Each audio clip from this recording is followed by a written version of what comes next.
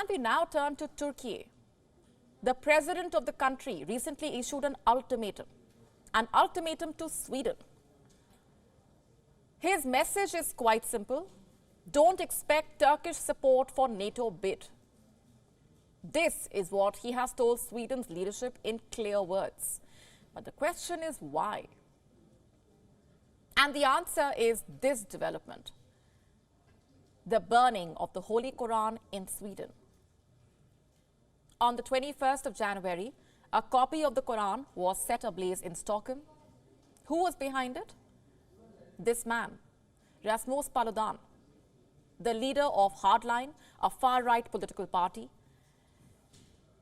He has recently gained notoriety through a series of online videos where he talks about Islam and its adherents. And this time, he took things a notch further. He went outside the Turkish embassy in Stockholm and burnt the Quran. Why? Well, the politician cites freedom of expression as his motivation. And what's even more striking is that he carried out this act in the presence of the police. And this incident has sparked massive protests, both in Sweden as well as the Islamic world. And as I speak, protests are underway in Jordan, Iraq, Yemen. The protesters are burning Swedish flags and asking the Swedish government to take action against Paludan. Here are some voices. This is offensive to all Muslims' feelings. We will not agree should this happen once more. And we are asking even the European Union to publish a statement to condemn such insults to other religions. It's important to boycott them. It has become our duty. We must not underestimate the step of boycotting. The issue of boycotting is a lesson for anyone who does not respect Islam.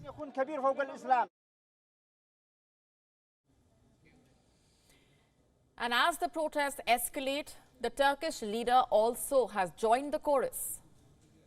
Addressing his lawmakers after a cabinet meeting, he said if Sweden can allow such blasphemy, it must not expect support for NATO membership. Those were the exact words spoken. Have a look. It's very obvious.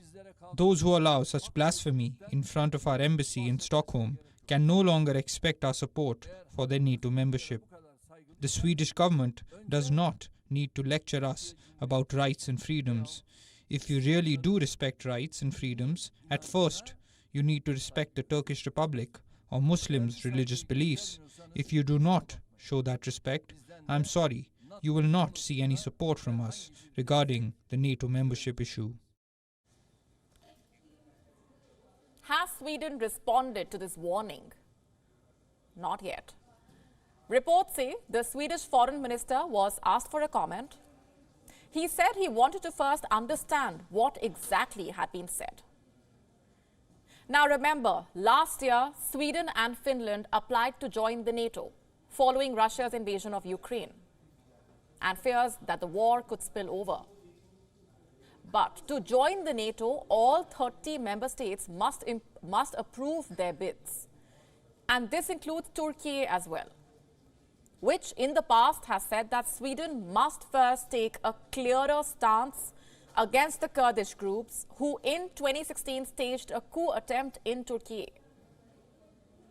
Turkey calls the members of this group terrorists. It wants Sweden to refer to them by the same name, because some of these people are currently living in Sweden and Finland. Turkey has asked both countries to extradite them, or else it will stall their bid for NATO membership. This dispute had been playing out for quite some time now. Now Turkey has found another excuse, this time an issue that almost the entire Arab world is united on. But are blasphemy and insult to Islam Erdogan's only motivations to hurt Sweden? It doesn't look like that. From where I see it, this could be an attempt to regain some goodwill with Russia. You see, throughout the last 11 months of the Ukraine war, Erdogan has vocally supported Ukraine and on some instances called out Russia. This is despite the two countries enjoying reasonably good ties before the war. And now, with the war stuck in a stalemate and the blockade of Russian gas exports hurting Ankara, Erdogan is looking to mend ties with Moscow as much as he can. And what better way to do this than take on Sweden? This could be the first reason. The second reason could be Turkey's domestic affairs. There are elections coming next year, and things don't look good for Erdogan. Turkey's opposition parties have united against him. Plus, the Turkish people are upset with Erdogan over his orthodox policies. So is Erdogan using this issue to burnish his credentials, to portray himself as a guardian of the faith? Given by his track record and unwarranted activism on other issues, we won't be surprised if this indeed is the plan here. Whatever be his intentions, this story may blow up in the days ahead, with more leaders in the Islamic world likely to raise the matter